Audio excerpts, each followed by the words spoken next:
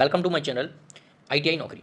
जिस प्रकार से आप सभी को पता है, आईटीआई के अंदर ऑक्यूपेशन सेफ्टी एंड हेल्थ से बहुत सारे क्वेश्चन आपके डायरेक्ट बेस पे आते हैं। ठीक है, यहाँ से आपको कम से कम 10 से 12 क्वेश्चन आपको मिल जाते हैं एमपी पीजीसीएल के अंदर। तो ये चैप्टर आपका बहुत इंपॉर्टेंट है और ये बहुत ही ईजी है। इसमें कोई ज़्यादा विज्ञान की जो जरूरत है नहीं है, क्योंकि ये आपके ऑक्यूपेशन सेफ्टी एंड हेल्थ से जुड़े हुए क्वेश्चन होते हैं, व्यवसायिक सुरक्षा एंड स्वास्थ्य। ठीक है गाइस, मैं आपको बताना चाह रहा हूँ कि हिंदी पढ़ने में मेरे को दिक्कत हो सकती है, क्योंकि मैं हिंदी मीडियम का नहीं हूँ। तो मैं इंग्लिश में कंफर्टेबल हूँ, ज़्यादातर कोशिश करूँगा आपको इंग्लिश में चीज़ें समझाने की, और इंग्लिश में मैं पढ़ूंगा लेकिन समझाऊंगा मैं आपको हिंदी में। तो प्लीज़ अगर गलती होती है हिंदी पढ़ने में तो प्लीज़ आप मुझे क्षमा करें।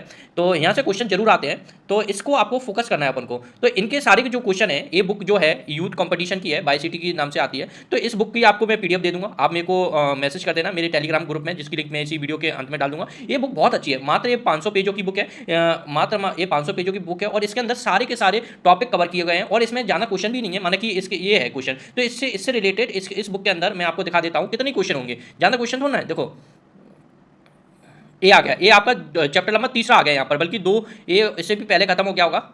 हम देखते हैं यहाँ पर, तो यहाँ पर ये आप क्वेश्चन देख सकते हैं, कितने क्वेश्चन दिए, 28 से 30 क्वेश्चन। 28 से 30 क्वेश्चन आप कर नहीं सकते, आराम से कर सकते हो। और इन सारे क्वेश्चन को आपको करना है, रट भी लेना है, रट्टा मारना बहुत जरूरी है। देखो, आपको नॉलेज होनी चाहिए, नो डाउट नॉलेज हर किसी को होनी चाहिए, लेकिन नॉलेज के साथ आज के टाइम पे रट्टा भी होना चाहिए, ताकि क्वेश्चन आए तो आपको तुरंत लगाना है, क्योंकि टाइम बाउंडिंग भी तो है एग्जाम के अंदर, आपको कम टाइम के अंदर तुरंत लगाना है। तो आपको याद होगा जब भी तो आप तुरंत लगाओगे, वरना आप सोचोगे, सोचने में आप टाइम खराब करोगे, फिर तुक्का लगाओगे तो क्वेश्चन भी खराब करोगे। तो पेपर निकालने के लिए ये आजकल आपको स्मार्ट वर्क भी करना पड़ेगा। आपको ऐसा नहीं है कि सिर्फ आपको पेपर सिर्फ नॉलेज लेनी है, आपको मैक्सिमम इस बुक को पूरी को आपको कम से कम 2-3 से 4 बार आपको लगाने देनी है एग्जाम्स होने से पहले। ठीक है, और जो कि बहुत इजी टास्क है, बहुत ज़्यादा क्वेश्चन नहीं है, लेकिन हर एक टॉपिक से क्वेश्चन है इसमें। ठीक है, तो चलिए आज के लिए हम टाइम ना खराब करते हुए इसके हम 10 से 15 क्वेश्चन लगाने की कोशिश करेंगे इस वीडियो के अंदर। ठीक है, तो चलिए पहला क्वेश्चन क्या आता है, मैं इसको जूम कर देता हूं जिससे कि आपको आराम से दिखाई दे जाए। ये लिखा हुआ है, पहला क्वेश्चन क्या है आपका, मानव शरीर से गुजरने वाली धारा का परिणाम यदि निम्नलिखित हो तब आघात की अनुभूति नहीं होगी। मतलब ऐसा करंट पूछ रहा है कि मानव शरीर से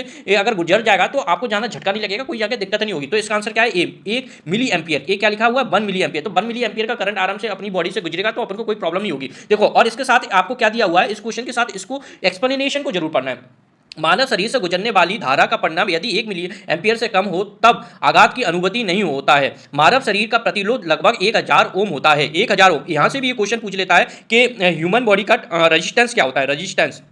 ठीक है, और रेजिस्टेंस तो आपको पता ही होगा, प्रतिरोध जिसको हिंदी में बोलते हैं, इतना मेरे को थोड़े बहुत याद भी है, जिसका मैं हिंदी में को याद होगा मैं आपको बता दूंगा। तो रेजिस्टेंस का क्या होता है, प्रतिरोध। तो मानव शरीर का प्रतिरोध कितना होता है, 1000 ओम। 1000 ओम को ये कैसे लिख देते हैं, 1 किलो ओम भी लिख देते हैं, ये आपको याद रखना है। यहां पर क्या हो जाएगा, 1 किलो ओम। 1000 को क्या बोल रहे हैं, के बोल देते हैं, ये तो आपको पता होगा। आप तो अब यूट्यूब वगैरह या इंस्टाग्राम भी चलाते हो, 2 के मेरे पे व्यू आ गए, तो 2 के का मतलब क्या है, 2000 व्यू आ गए, 2000। तो ये भी आपको याद रखना है। ठीक है, चलते हैं नेक्स्ट क्वेश्चन की तरफ। दूसरा क्वेश्चन क्या है, मानव शरीर पर बिजली के झटके का जोर निम्नलिखित पर निर्भर करता है। अगर मानव शरीर पर बिजली का झटके का जोर किससे निर्भर करता है, ये क्वेश्चन मैं कह रहा हूं अगर आप 100% इसको गलत करने वाले हो, क्योंकि हमने क्या पढ़ा है, प्रैक्टिकल में कुछ पढ़ा है, लेकिन इसका आंसर कुछ होने वाला है। देखिए क्या है इसमें समस्या, मानव शरीर पर बिजली के झटके का जोर निम्नलिखित पर निर्भर करता है। लाइन वोल्टेज पे, लाइन धारा और वोल्टेज पे, उपरोक्त सभी पे। देखो, आपने ज्यादातर क्या सोचा होगा कि यार करंट से ही अपन को झटका लगता है, तो इसका आंसर लाइन करंट आराम से लगाया होगा, लेकिन क्या हो जाएगा आपका, गलत हो जाएगा। इसका सही आंसर क्या है, ये है लाइन वोल्टेज। वोल्टेज की वजह से अपन को झटका लगता है। झटका तो अपन को करंट की वजह से लगता है, लेकिन करंट किसकी वजह से उत्पन्न होता है, लाइन वोल्टेज। तो लाइन वोल्टेज की वजह से अपन को क्या लगता है, झटका लगता है।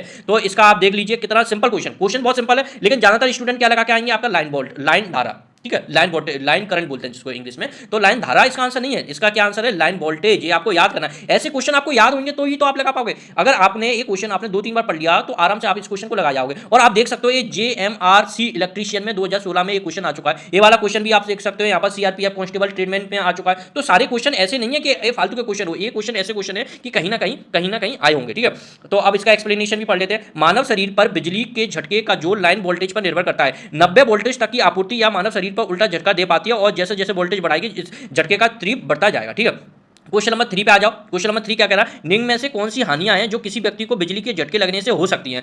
मतलब बिजली के झटके लगने से कौन सी हानियां हो सकती हैं, किसी अंग विशेष पर छाले पड़ जाना या मांस का जल जाना, ये तो हो सकता है, बिल्कुल हो सकता है। हृदय गति का रुक जाना या मृत्यु होना, ये भी हो जाता है, करंट के झटके से मृत्यु भी हो जाती है। श्वास में रुकावट या मर जाना, ये भी यही है कि आपकी सांसें वगैरह रुक जाए, उपरोक्त सभी। तो इसका आंसर क्या हो जाएगा, उपरोक्त सभी। ये तो कॉमन सेंस वाला क्वेश्चन था, इसमें क्या पढ़ने की जरूरत थी, ये तो बस आपका कॉमन सेंस होता है। तो इसका क्या आंसर आ जाएगा, उपरोक्त सही आंसर हो जाएगा। चलिए नेक्स्ट क्वेश्चन पर फोकस कर लेते हैं। नेक्स्ट क्वेश्चन क्या है आपका, नेक्स्ट नेक्स्ट क्वेश्चन आपका आ गया है, which of the following can be use to execution and electric fire. मतलब इसका क्या है, इलेक्ट्रिक फायर के मामले में निम्नलिखित से का प्रयोग आग बुझाने के लिए किया जाता है। मतलब अगर कोई आग आपकी इलेक्ट्रिक की वजह से लगी है, मतलब इलेक्ट्रिक फायर लगी हुई है, इलेक्ट्रिक की वजह से आग लगी हुई है, तो उसमें अपन क्या यूज करेंगे, इनमें से वाटर करेंगे, कार्बन पाउडर करेंगे, ड्राई सैंड करेंगे, नन ऑफ दिस। देखो पानी तो अपन बिल्कुल नहीं करेंगे, ठीक है, और कार्बन पाउडर भी नहीं करेंगे, और सूखा बालू मतलब सूखा रेत, ये आप यूज करोगे। देखो यहाँ पर क्या होता है, इसमें आपको पढ़ने की जरूरत है। यहाँ पर क्या होता है, आपके क्लासेस होती है, class A, class B, class C, class D तक होती है।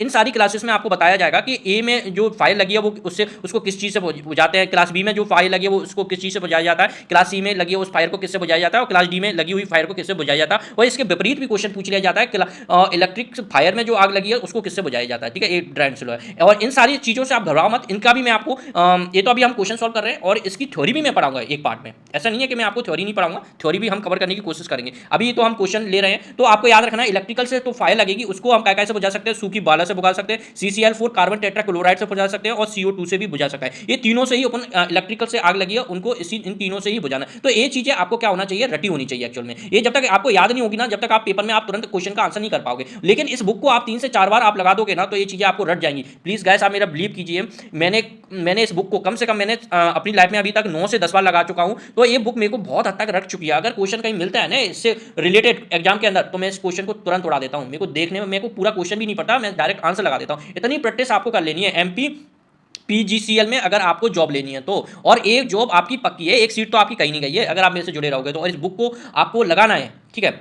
चलिए नेक्स्ट क्वेश्चन पे आ जाइए, विच of the following is the cause of sparking in electrical appliances. इसमें से विद्युत उपकरण में से स्पार्किंग का कारण हो सकता है, ठीक है, loose connection, faulty application, short circuit, open circuit. देखो लूज कनेक्शन की वजह से ही तो आग लगती है। कहीं भी इलेक्ट्रिकल शॉक जो होते हैं, क्या होता है, इलेक्ट्रिकल शॉक जो होते हैं ज्यादातर क्या होता है, स्पार्किंग होती है। स्पार्किंग किसकी वजह से होती है, डिले कनेक्शन की वजह से। तो इसका क्या आंसर हो जाएगा, ए आंसर हो जाएगा। इसका आंसर क्या हो जाएगा आपका, ए आंसर हो जाएगा, लूज कनेक्शन। ये बताओ इसमें से कुछ पढ़ने की जरूरत थी आपको, नहीं बस। लेकिन और ये क्वेश्चन आए हैं, ऐसी बात नहीं है, यूपी PGCL में आए हैं, UPPCL में आए हैं, और 2016 में ही आया है, ठीक है। तो ये क्वेश्चन आपको रटे होने चाहिए, लूज कनेक्शन। और ये इसमें रटने के लिए और पढ़ने के लिए भी कुछ नहीं है आपका, ये तो आमतौर जिंदगी में यूज करते ही करते हैं, तो ठीक है। तो इसका आंसर क्या हो जाएगा आपका, लूज कनेक्शन। क्वेश्चन नंबर 6 क्या है, the background colour of informative science. यहाँ से ये क्वेश्चन पक्का 100% आपका एक ना एक क्वेश्चन तो बनेगा ही। मतलब एक क्वेश्चन या इससे रिलेटेड वाले क्वेश्चन पक्का बनेंगे। यहाँ से आपका सिंबल से एक ना एक क्वेश्चन पूछा जाता है।